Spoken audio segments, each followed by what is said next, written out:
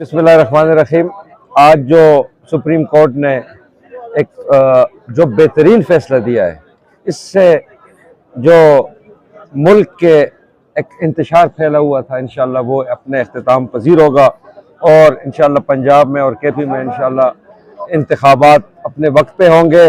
और इससे पाकिस्तान तहरीक इंसाफ 2/3 अक्सरियत के साथ अल्लाह की मेहरबानी से 66% पाकिस्तान पर फिर हुकूमत कायम करेगी खुदा के फजल करम से। क्योंकि ये लोग जो पीडीएम है ये नहीं चाहते, इनको पता है कि हमारी इस वक्त हालात ठीक नहीं है, क्योंकि अवाम उनके साथ नहीं है। अवाम इस वक्त आप देख रहे हैं यहाँ पे रात का पिछला पहर है और यहाँ पे जमान पार्क में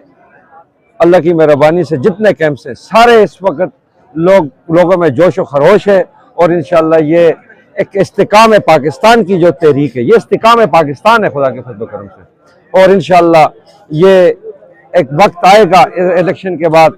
इमरान खान कौमी असम्बली में भी 2/3 अक्सरियत के साथ आएंगे और यहाँ इस मुल्क से चोरों और लुटेरों के इंशाल्लाह खत्म होगा खुदा के फजल।